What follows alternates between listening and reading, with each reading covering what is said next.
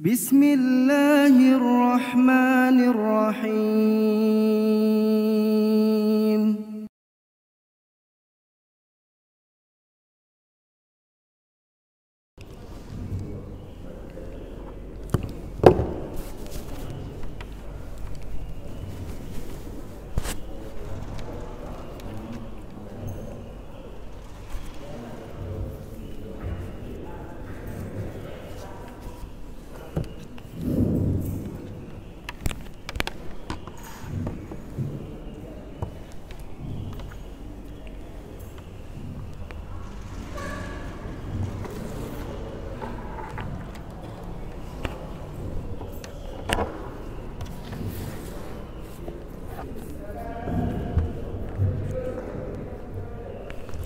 Bismillahirrahmanirrahim. Assalamualaikum warahmatullahi wabarakatuh. Alhamdulillahilladzi nahmaduhu wa nasta'inuhu wa nastaghfiruh wa na'udzu billahi min shururi anfusina wa min sayyiati a'malina. May yahdihillahu fala mudilla lahu wa may yudlilhu fala hadiyalah. Asyhadu an la ilaha illallah wahdahu la syarikalah wa asyhadu anna Muhammadan abduhu wa rasuluhu la nabiyya ba'dah. Allahumma shalli ala Muhammad wa ala alihi wa ashabihi ajma'in. Ya ayyuhalladzina amanu taqullaha haqqa tuqatih wa la tamutunna illa wa antum muslimun. Dengan menyebut asma Allah yang Maha Pengasih, Maha Penyayang, segala puji hanyalah teruntuk Allah Rabb semesta alam. Salawat dan salam kita panjatkan kepada suri tauladan kita, kepada junjungan kita Nabi Muhammad sallallahu alaihi wasallam. Taufik dan hidayah Allah semoga dikaruniakan kepada umat Islam di seluruh alam. Saudaraku kaum muslimin jamaah subuh rahimani Allah wa iyyakum, semoga Allah merahmati kita semuanya.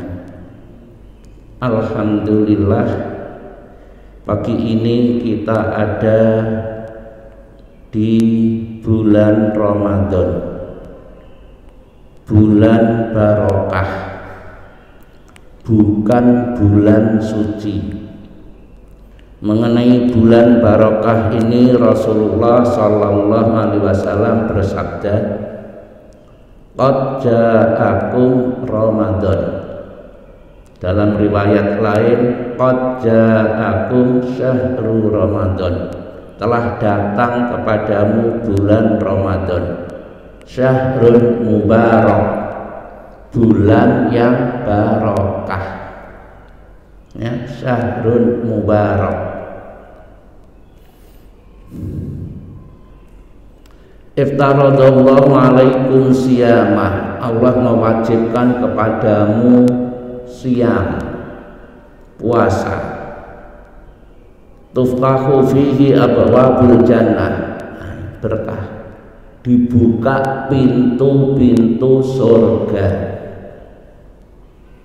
Wa tughlaqu fihi abwabul jahim, dan ditutup pintu-pintu neraka. Berkah sekali. Wa tughallu fihi syayatin, dibelenggu para setan. Fihi lailatun khairun min alfi syahr, di dalamnya ada bulan, di dalamnya ada malam yang lebih bagus dari 1000 bulan. Waduh, ini sungguh berkah sekali. Man hurima khairaha faqad hurima, siapa yang dihalangi dari kebaikannya, sungguh ia telah terhalang. Hadis riwayat Imam Ahmad. Adapun mengenai bulan suci,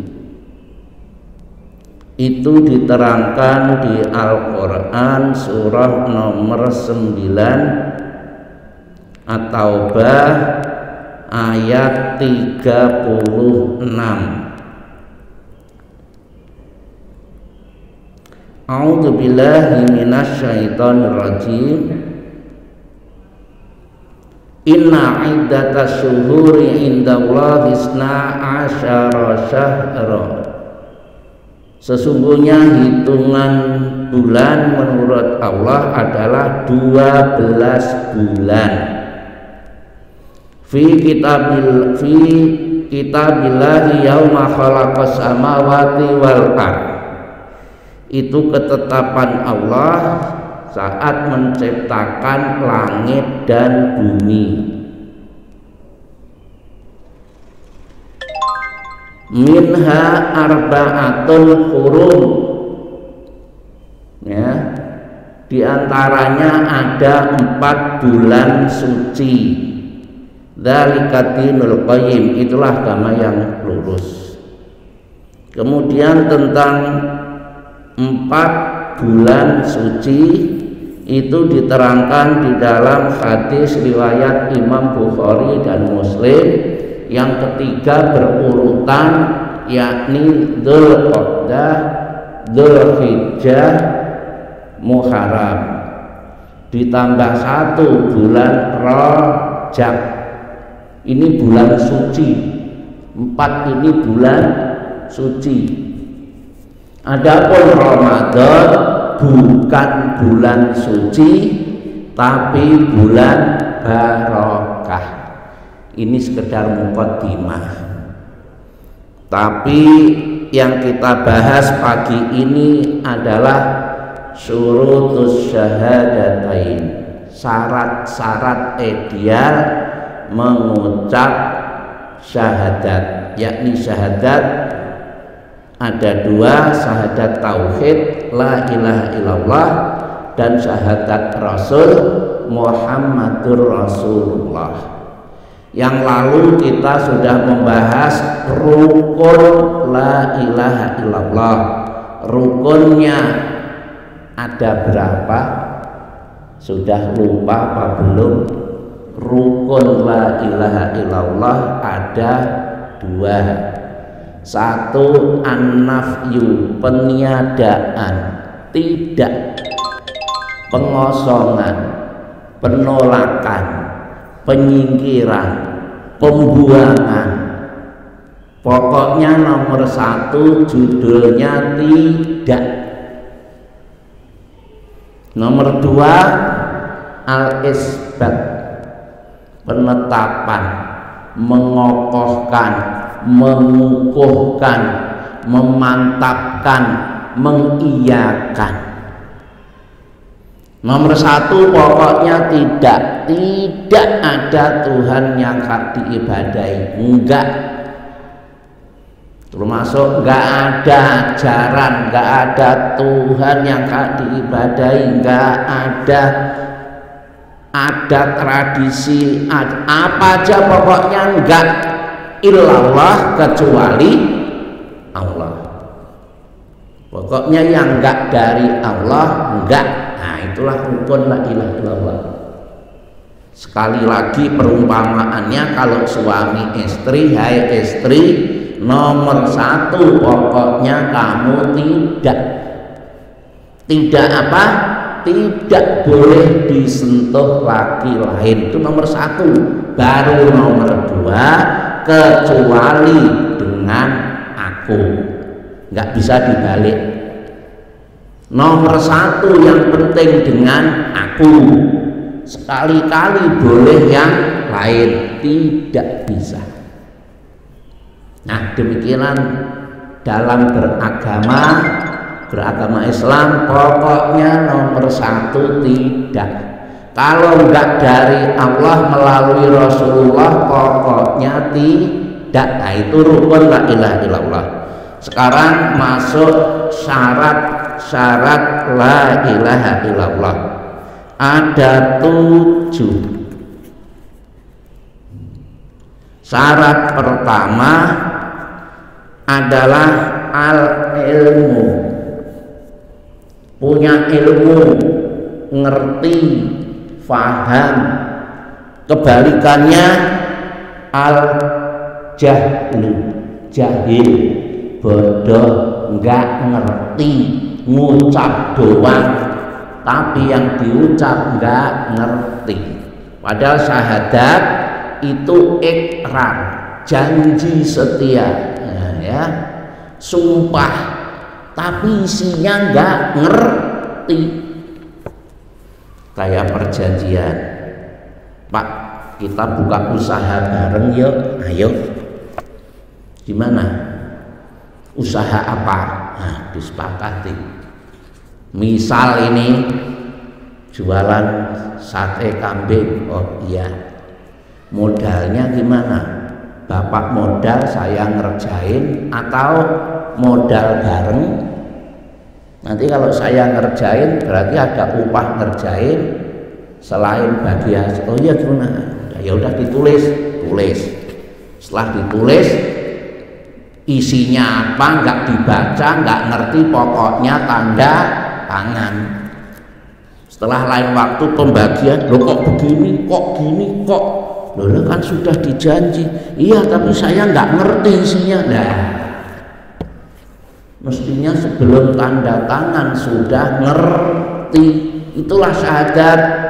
Sebelum mengucap harus punya ilmunya. Dalil bahwa kita harus punya ilmu tentang la ilaha illallah diterangkan di Al-Quran surah nomor 47, surah Muhammad, ayat 19. Mari kita buka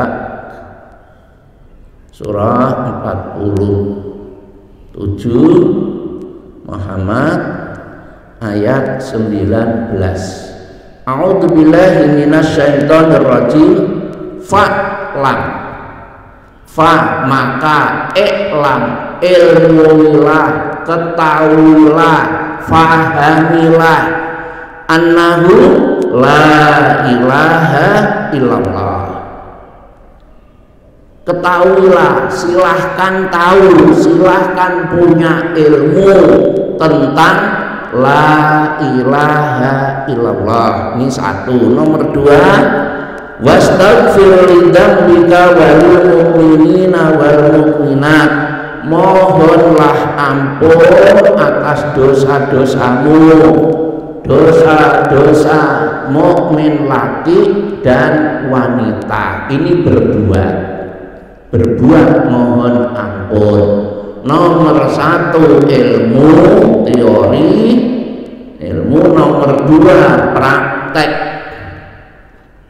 Dari ayat ini Imam Bukhari menulis buku. Di buku itu ada subbab, bunyinya al-ilmu qoblal qaul wal amal. Ilmu itu sebelum bicara, sebelum berbuat. Dengan kata lain, teori itu sebelum praktek. Kita umat Islam ini banyak yang praktek dulu, teori musul, bahkan ada yang praktek sampai akhir tidak ada teorinya. Nah, ayat ini teori dulu. Fa'lam, maka ketahuilah, silahkan tahu, silahkan punya ilmu, silahkan mengerti. Fa'lam annahu la ilaha illallah. Silahkan punya ilmu tentang la ilaha illallah. Dalil yang nomor dua ialah surah nomor 3 Ali Imran. Ya, surah nomor 3 Ali Imran ayat 18. A'udzubillahi minasyaitonirrajim. Syahidallahu annahu la ilaha illa huwa wal malaikatu wa ulul ilmi qaiman bil qist. Syahidallah, syahida ini fi'il madhi, sudah syahadat atau sudah menyatakan, itu madhi lampau. Kalau sedang itu yashhadu, itu dia ya yashhadu. Kalau ente anta ya tashhadu. Kalau ana ashhadu. Nah, maka kalau syahadat ashhadu itu berarti aku bersyahadat. Tashhadu ente syahadat. Nah, gitu ya. Kalau ini syahidallah, nah, berarti sudah. Ini Allah sudah syahadat, sudah menyatakan, nah, gitu ya. Annahu la ilaha illallah, bahwasanya nggak ada Tuhan yang hak diibadai kecuali Dia. Kemudian wal malaikatu, dan juga malaikat. Allah menyatakan nggak ada Tuhan selain Allah. Malaikat juga sudah menyatakan, sudah syahadat. Yang ketiga wa ulul ilmi, nah, dan orang yang punya ilmu. Nah, itu yang dianggap sudah syahadat, yang punya ilmu. Lah yang nggak punya ilmu cuman ngucap, sudah ngucap, tapi wallahu a'lam sudah bernilai syahadat apa belum. Tapi ayatnya yang menyatakan syahidah sudah bersyahadat, sudah menyatakan, itu ya Allah, malaikat, dan orang yang punya ilmu. Ini Al-Quran ini. Karena itu yang belum punya ilmu, marilah punya ilmu. Kemudian di dalam hadis riwayat Imam Muslim, Rasulullah sallallahu alaihi wasallam bersabda, man mata, barang siapa mati, wa huwa ya'lamu, dan dia mengilmui, memahami, mengerti, annahu la ilaha illallah, bahwasanya enggak ada Tuhan yang hak diibadai kecuali Allah, dakhalal jannah, masuk surga. Dia faham betul tentang la ilaha illallah, dia praktek tentang la ilaha illallah, tahu-tahu mendadak kesambar petir jeger, enggak sempat mengucap la ilaha illallah. Tetapi hadisnya jelas, barang siapa mati dia memahami, mengilmui la ilaha illallah, masuk surga, walaupun enggak sempat mengucap. Lebih bagus daripada mengucap tapi nggak memahami, dan itu gampang. Orang pengen akhir hayat la ilaha illallah terus mati, gampang. Ada alatnya dan murah. Alatnya satu meja ini bisa untuk alat berdiri di sini, ya. Supaya akhir hayat la ilaha illallah, terus tali dikalungkan di leher, terus ngucap la ilaha illallah, terus lompat. Apakah masuk surga? Ayo. Yang beredar lebih banyak mengucapnya. Ngucap sih gampang. Fir'aun Fir'aun tuh akhir hayatnya yang mengucap la ilaha illallah. Hebat. Nggak percaya, buka surah nomor 10 Yunus ayat 90.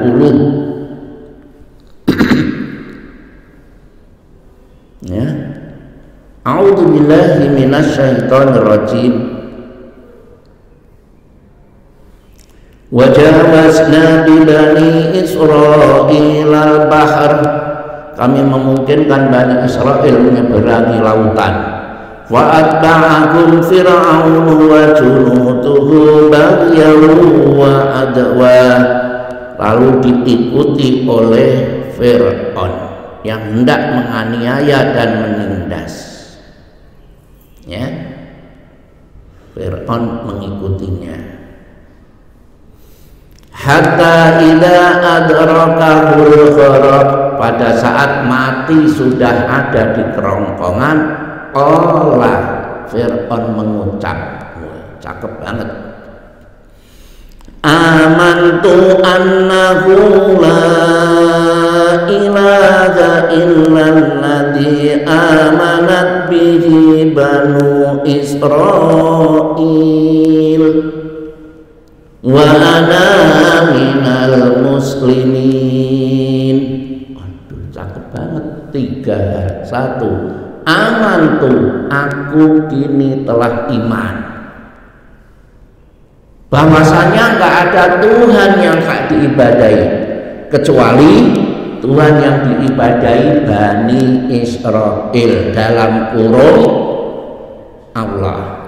Bahasa lain, la ilaha illallah, ditutup wa ana minal muslimin, dan aku termasuk muslimin. Cakep banget. Apakah Fir'aun husnul khotimah? Oh, ini ayat Al-Quran, nggak mungkin salah. Inilah ucapan Fir'aun yang terakhir. Jadi barang siapa akhir hayat mengucap la ilaha illallah masuk surga, itu butuh syarah, penjelasan. Memang benar ada yang masuk surga, tapi nggak semua. Contohnya Fir'aun. Contoh lain, orang yang bunuh diri, sebelum bunuh diri mengucap la ilaha illallah terus bunuh diri. Nah, jadi nggak semua. Oleh karena itu lebih penting mengilmui, memahami, ya. Nah, ukurannya seseorang disebut faham. 1, kalau bisa masih ingat bedanya Rabb dan Ilah. Walaupun sama-sama dalam bahasa Indonesia Rabbun Tuhan, Ilah Tuhan, tapi beda. Kalau Rabb, Tuhan yang berbuat. Berbuat apa? Nah, Rabb ini kan ada Rabb yang palsu, ada yang hak. Allah sebagai Rabb yang hak adalah berbuat. 1, mencipta alam semesta, 2, mengatur. Dalilnya waktu itu sudah dibahas, ya. Inna rabbakumullah, kata Rabbul, inna rabbakumullah alladzi khalaqas samawati wal arda fi sittati ayamin tsumma stawa 'alal arsy yudabbirul amr, mengatur segala urusan. Tapi kalau Allah disebut ilah, bermakna ma'bud, yang diibadahi, yang disembah. Rabb itu mencipta, mengatur, menghidupkan, mematikan, memberi rezeki, mengutus para rasul, memberi hidayah, kalau ilah diibadahi, disembah, dicintai, ditaati. Ayat pertama turun Rabb, Iqra bismi rabbikal ladzi khalaq. Ayat awal-awal Sabbihisma Rabb. Nah, baru nanti ilah. Kalau diumpamakan ibu, pertama yakni melahirkan, merawat, menyusui, memandikan, menggendong, menidurkan, setelah anaknya gede, pengennya ibu itu dihormati, ditaati, dipatuhi, disayang. Kalau enggak, dia ngomong, kamu waktu kecil aku yang menyuapi, aku yang menggendong, aku yang memandikan, aku yang setelah kamu gede bandel, aku enggak dipatuhi, enggak begitu. Ini perumpamaan. Kemudian namanya mengerti, bisa menerjemah dengan benar. Umat Islam masih banyak menerjemah la ilaha illallah, tidak ada Tuhan selain Allah. Itu salah. Sebabnya salah ada tiga kesalahan. Satu, melanggar Al-Quran. Al-Quran jelas, surah 9 At-Taubah ayat 31, Tuhan itu banyak. Ittakhadhu ahbarahum wa ruhbanahum arbabam min dunillah. Mereka orang Yahudi dan Nasrani menjadikan orang alim dan rahibnya sebagai Tuhan selain Allah. Jelas Tuhan selain Allah ada loh, tapi kan batil Ustaz, nggak bener. Lah yang bilang bener ya siapa? Ini kan cuma bilang ada apa enggak. Yang salah itu ada enggak? Ada, yang salah itu ada. Yang salah dengan yang benar namanya sama. Duit palsu dan duit asli namanya sama-sama duit. Tuhan palsu dan Tuhan benar Allah sama-sama namanya Tuhan. Jadi yang salah ada, berarti Tuhan ada banyak. Ini salah, ya, ini benar. Lah kalau nggak ada Tuhan selain Allah, berarti yang salah nggak ada. Oh, nggak ada, benar semua. Benar semua ya surga semua, nerakanya kosong. Siapa bilang nerakanya kosong? Nah, yang nomor 3 bertentangan dengan kenyataan. Kenyataannya semua agama punya Tuhan. Itu kenyataan itu. Tanya agama apa? Kamu punya Tuhan enggak? Mesti jawabnya punya. Siapa bilang nggak ada Tuhan selain Allah? Ini hak, ini batil. Terjemahnya nggak ada Tuhan yang hak. Yang hak, yang benar, yang sah untuk diibadahi itu nggak ada kecuali Allah. Yang batil banyak. Terjemahnya begitu. La ma'budu bihaqqin illallah. itu diterangkan dalam kitab Tauhid Dr. Shalih Fauzan bin Abdullah Al-Fauzan. Ya, itu terjemah. Yang terakhir faham rukun. Nah, ini yang paling penting, rukun. Ini yang banyak dilanggar. Rukun la ilaha illallah, dua itu, satu tidak, dua iya. Ini prakteknya iya, iya, semua iya.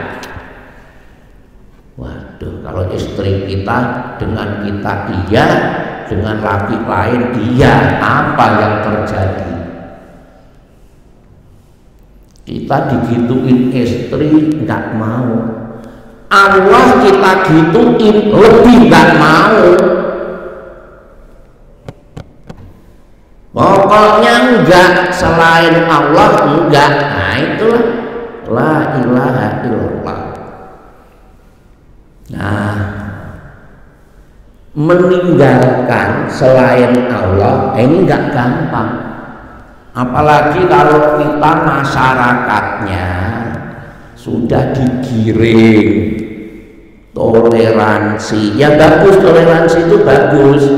Tapi mengartikan toleransi banyak yang salah. Toleransi itu ada dua. Ada dua. Jadi sejarahnya begini. Zaman Nabi Sallallahu Alaihi Wasallam, Nabi berdakwah. Lalu kafirin musyrikin Quraisy minta supaya Nabi Sallallahu Alaihi Wasallam berhenti, stop, nggak usah dakwah. Nabi tetap dakwah. Akhirnya mereka minta, ya, supaya toleransi ala mereka. Kalau mereka beribadah, Nabi dan umat Islam ikut mereka ibadah. Kalau nanti umat Islam beribadah menyembah Allah, mereka pun ikut. Ini toleransi ala musyrikin Quraisy. Apa jawaban Nabi? Allah menurunkan surah Al-Kafirun. A'udzubillahi minasyaitonirrajim. Qul, katakan hai Muhammad, atau jawablah, ya ayyuhal kafirun, wahai orang-orang kafir. Boleh enggak nanti lain waktu ayat Al-Qur'annya diganti, ya ayyuhal ghairul muslimun. Boleh enggak ghairul muslimin? Kalau enggak boleh mengucap kafir ya diganti, Al-Qur'annya diganti. Nah gitu. La a'budu ma ta'budun. Aku tidak menyembah yang kamu sembah. Tidak, tuh kunci. Wala antum a'biduna ma a'bud.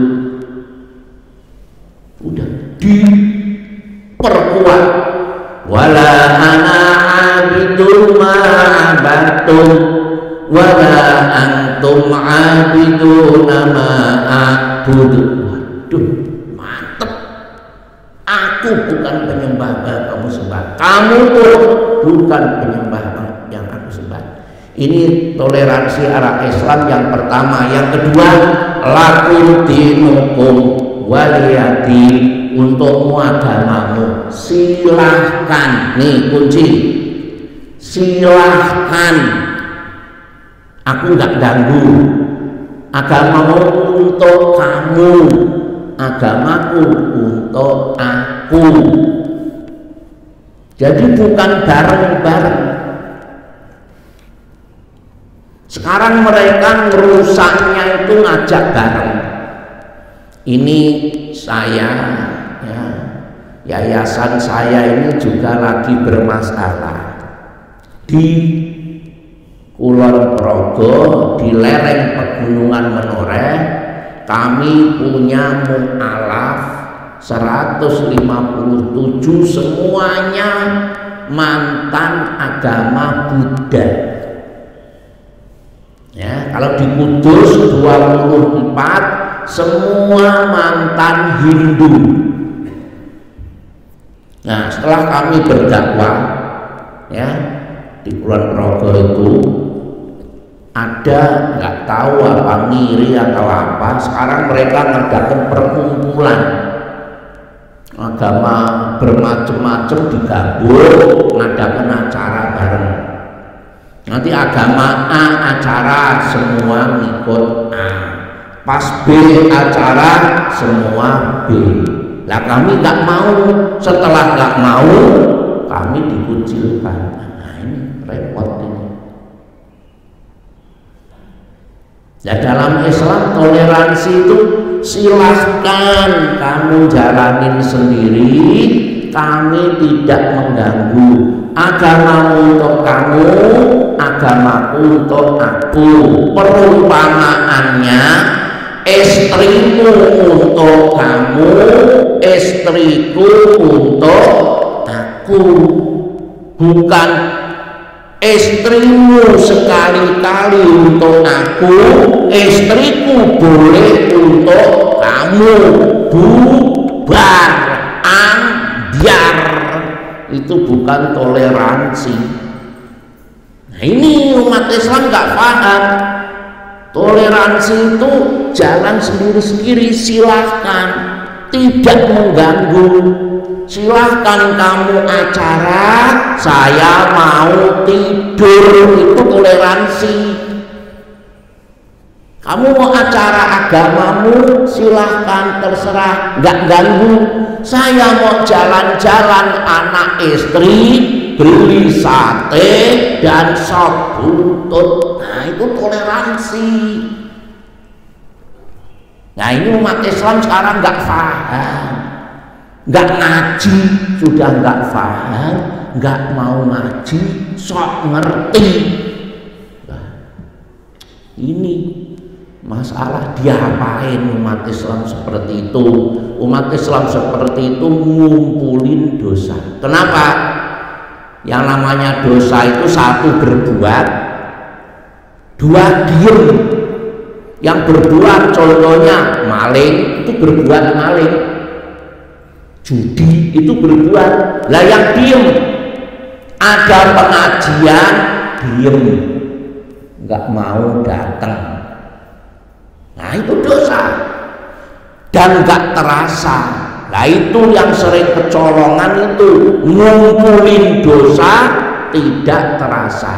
Nah hadirin sekalian, la ilaha illallah ini tidak bisa toleransi ala musyrikin Quraisy. Ini masyarakat ini kan gitu, kita kan hidup di masyarakat, ya harus menyesuaikan dengan masyarakat. Kalau nggak menyesuaikan nanti dikucilkan, temennya dikit, enggak enak, dicatat oleh malaikat. Nanti di akhirat kita hidup di masyarakat, menyesuaikan dengan masyarakat. Apabila seandainya masyarakatnya banyak yang ke neraka, harus menyesuaikan diri ikut ke neraka. Di surga temennya dikit, enggak enak. Tuh toleransi tuh.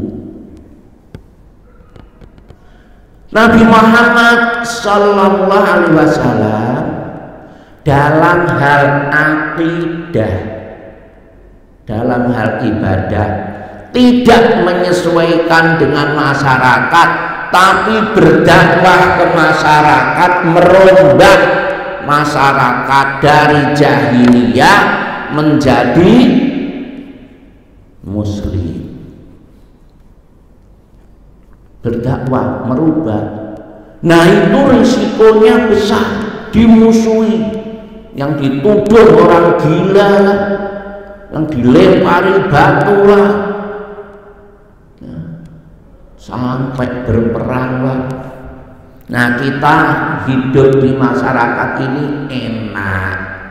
Enggak, kita enggak dituduh orang gila, enggak dilempari batu, enggak diperangi. Siapa memerangi akan turun pemerintah membantu, enggak boleh yang itu ya, perang enggak boleh. Enak tak?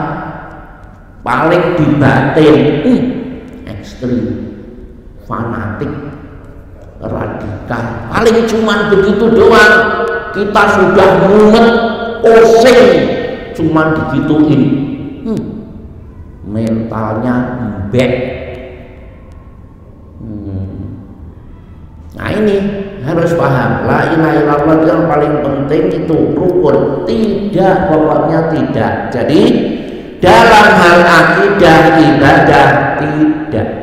Kalau urusan dunia, kita lah dianjurkan yang paling bagus. Non Islam sakit, boleh nggak kita nengok? Mereka butuh makan, boleh nggak kita ngasih? Boleh. Nggak ada masalah. Hidup bermasyarakat ya memang harus begitu. Islam mengajarkan akhlak yang bagus. Yang penting jangan merusak agama, jangan merusak. Kalau urusan dunia, kita lah yang harus menjadi pelopor akhlaknya yang bagus, sopan, lembah lembut, membantu, menolong. Betapa banyaknya orang dulu masuk Islam tertarik oleh akhlak kebaikan, sekarang jarang. Jangankan kepada non muslim, sesama muslim aja beda dikit sudah nggak akrab, cuman beda. Kalau atahiyat itu jarinya digerak-gerakin apa enggak, cuman gitu aja sudah nggak akrab. Wah, dia beda. Kita kelompok gerak-gerakan jari, dia enggak, ribut. Soal tawarud dan iftiras ribut. Sholat yang 2 rakaat, kalau di kitab fikih Sunnah Sayyid Sabiq duduknya tawarruk. Di kitab Sifatu Sholatin Nabi sallallahu alaihi wasallam min takbir ila taslim ka anaka tarahu ditulis oleh Syekh Nasiruddin Albani, duduknya iftiras. Di kitabnya Imam Syafi'i, madhabnya Syafi'i, pilih tawarruk. Imam Ahmad iftiras. Jadi sudah zaman dahulu beda. Cuman yang beredar di Indonesia itu lebih banyak Syafi'i, yakni tawarruk, sehingga kalau ada sholat subuh duduknya iftiras. Wah, lain, aliran apa ini? Ya sama, nggak ada masalah. Yang kayak gitu nggak usah diributkan. Itu yang bikin berpecah umat Islam. Khilafiyah ya khilafiyah, nggak ada masalah. Tapi yang bukan khilafiyah, nah ini dikiranya khilafiyah. Misalnya masalah apa? Biar selamat, misalnya rumahnya nggak mudah ambruk, waktu bangun rumah misalnya ini, misalkan boleh harus nyembelih kerbau, nggak mampu kambing, minimal ayam. Cara nyembelihnya pakai cara-cara yang tidak sesuai Islam, ya. Kalau kerbau kepalanya harus ditanam, dipersembahkan, yang jaga. Nah, itu bukan khilafiyah, ya itu nggak boleh. Ntar ditegur itu khilafiyah, ini bermasalah. Lah yang benar-benar khilafiyah, nah ini dimasalahkan. Cuman sujud tangan dulu apa lutut dulu, ribut. Tapi kalau nanam kepala kerbau atau enggak, aman, enggak karu-karuan. Itu semua berawal tidak faham, enggak punya ilmu. Syarat mengucap la ilaha illallah harus punya ilmu. Sekali lagi ukuran punya ilmu, kalau bisa paham bedanya Rabb dan Ilah, dua terjemahnya benar, yang paling pokok rukun. Asal bisa praktek rukun la ilaha illallah, pokoknya enggak dilarang atau enggak dilarang, pokoknya judulnya tidak. Jadi istri nggak usah dilarang, hai istri, kamu nggak boleh selingkuh dengan bapak, itu nggak boleh. Terus bikin lagi larangan, dengan bapak yang satunya juga nggak boleh. Bikin larangan, mumet kita pusing, nggak usah dilarang, otomatis terlarang. Itu kunci. Qaidah usuliyah, al aslu fil ibadati al man'u illa linasin. Aslinya ibadah terlarang kecuali ada nas. Seringnya umat Islam melakukan ibadah nggak sesuai sunnah terus ditegur, loh itu kan bukan ajaran Islam. Terus jawab, mana larangannya? Nah, salah. Mana larangannya? Salah. Ente berdua, ente tanggung jawab. Mana dalilnya? Malah aku suruh nyari larangan. Aku mau tidur, ente yang berdua. Ente berdua itu dasarnya apa? Enggak punya dalil. Ya, otomatis ini kunci nih. Jadi jangan nyari larangan, tuh banyak itu yang beredar. Mana larangannya? Nggak dilarang berarti boleh, nggak usah. Jamaah ini nggak pernah melarang saya masuk kamar.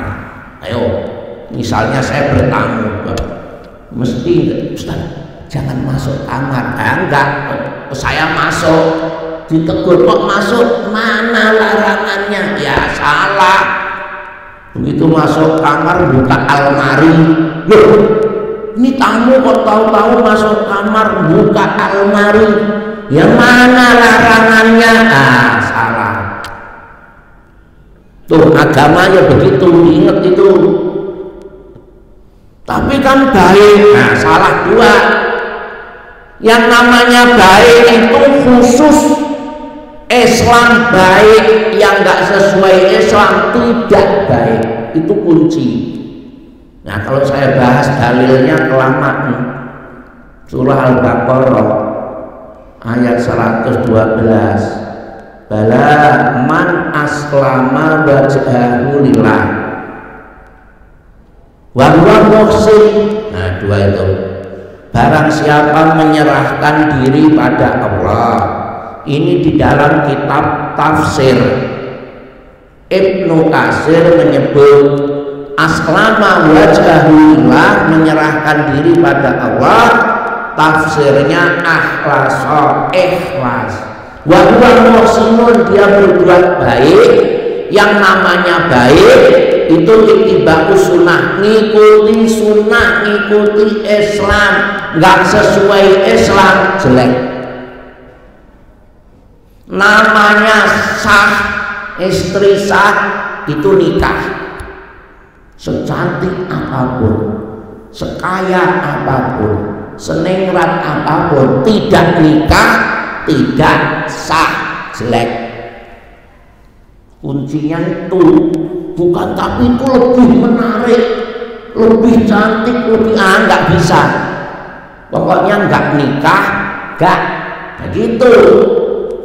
Ini ya gitu di masyarakat itu, iya nggak sesuai Islam tapi baik. Nah, salah. Ada lagi yang jawab, yang penting kan niatnya kan ikhlas. Ingat, makin ikhlas dosane makin gede. Loh, kok bisa? Iya jelas. Judi ikhlas gak? Ikhlas. Pacaran, mau pacaran, menghibur janda, oh ikhlas ya Pak ya, ikhlas kan, menghibur janda, ikhlas. Makin ikhlas dosanya makin gede, bener gak? Kecuali ngikuti ajaran Islam, nikah dulu, nah baru. Jangan asal ikhlas. Dua itu sepasang, satu ikhlas, dua nyunah atau sesuai Islam. Nggak bisa dipisah. Ikhlas doang tambah dosanya, nggak sesuai, nggak ikhlas walaupun sesuai Islam nggak dapat pahala. Ngaji begini kan ikhlas, apa itu? Nyunah, maaf, ngaji gini nyunah tapi nggak ikhlas. Tadi sebenarnya saya itu mau keluar tadi, habis sholat mau keluar, dipegangi temen, ngaji dulu.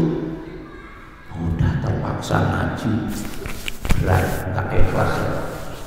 Ya udah, yang penting duduk aja sudah. Nah, tidak ikhlas, nggak dapat pahala.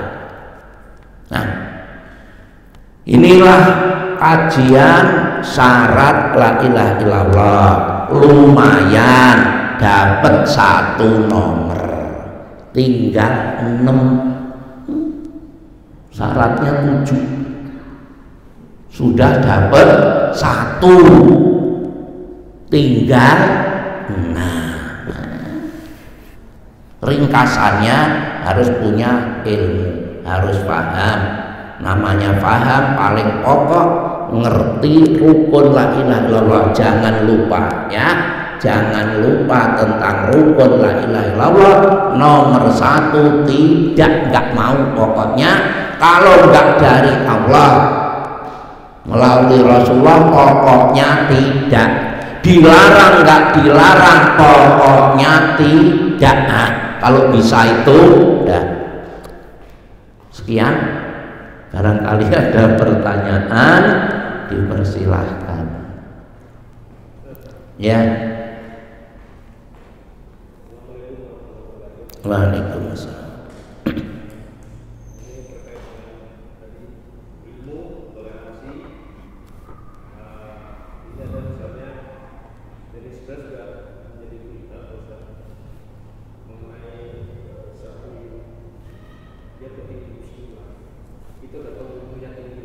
Apa? Oh iya. Itu berkunjung ke rumah ibadah lain gereja, di mana di sana yang bersangkutan juga ada sambutan, tentunya salam assalamualaikum juga. Kemudian di isinya itu mengkomparasi antara Yesus dengan dengan Muhammad misalnya. Itu menurut pendapat Ustaz. Saya nggak punya pendapat. Menurut ajaran Islam ya, perasaan kita itu harus lebih takut kepada Allah atau lebih takut ke manusia. Orang melanggar Islam ya, itu ada kalanya karena takut ke manusia, ada kalanya. Kalau dia benar-benar hanya takut kepada Allah melebihi takutnya pada manusia, insya Allah tidak mudah melanggar. Kalau ngomong teori, saya nggak mau bicara nuding itu orang, itu kasus, nggak, ini teori aja. Menurut Islam ya, yang namanya toleransi itu bukan mengakui kebenaran yang lain, bukan pula ikut acara yang lain. Yang namanya toleransi menurut Islam adalah tidak mengganggu dan mempersilahkan yang lain kegiatan sendiri. Silahkan, saya tidak mengganggu. Nah, itulah toleransi dalam Islam. Nah, saya bertanya pendapat, ya pendapat saya ngikuti ajaran Islam. Dah, gitu. Yang lain tadi sini ya. Melanjutkan pertanyaan kalau misalkan kita itu bertoleransi dengan cara yang salah seperti itu, apakah itu mengucapkan selamat Natal atau juga masuk ke jalan rumah peribadatan agama lain demi Tuhan itu, apakah itu berarti kita sedang mengingkari ketaatan kita dan mengikuti hukum manusia, sehingga dengan otomatis bahwa kita sebenarnya sudah menjadi kafir? Ya, jawabnya ya, saya nggak punya pendapat. Dibuka surah nomor 5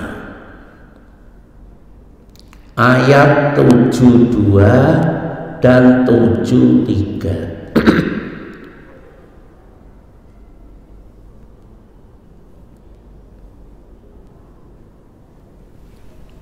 Saya bacakan. Sesungguhnya telah kafirlah orang-orang yang berkata.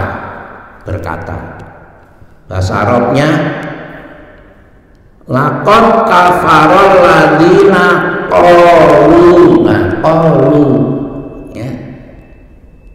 Qalu mengucap apa? Innallaha huwal masih ibnu Maryam. Sesungguhnya Allah itu Al-Masih, anaknya Maryam. Nah, itu berkata, bukan berbuat. Nanti ayat 73-nya, laqad kafara alladziina qalu innallaha salisun salasah. Sungguh kafirlah orang-orang yang mengatakan bahwa Allah adalah salah seorang dari 3. Ya. Tritunggal. Menurut Al-Quran, orang yang berkata. Sekarang menurut Islam sendiri, Allah Esa, tidak beranak, tidak diperanakan, tidak ada yang menyamai. Ini surah apa ini? Al-Ikhlas. Qul huwallahu ahad, Allahu samad, tempat bergantung segala sesuatu, lam yalid walam yulad, nggak beranak, nggak diperanakan.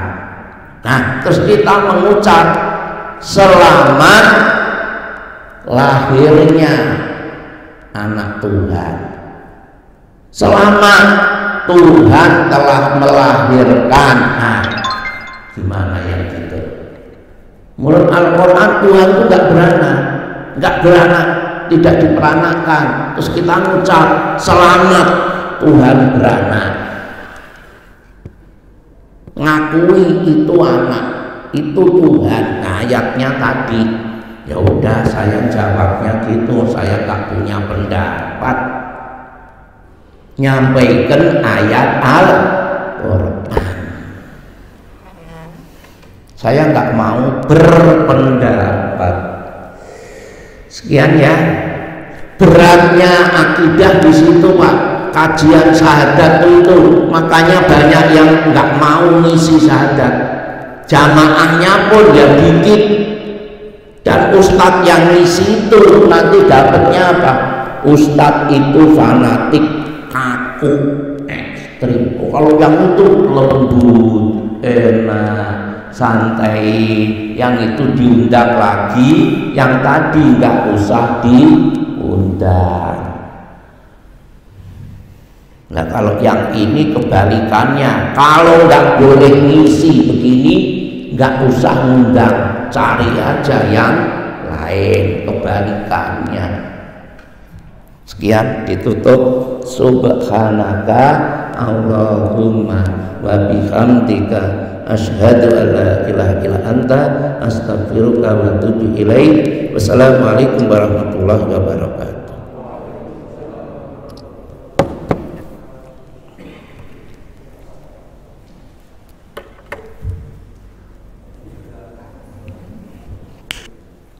فبأي آلاء ربكما تكذبان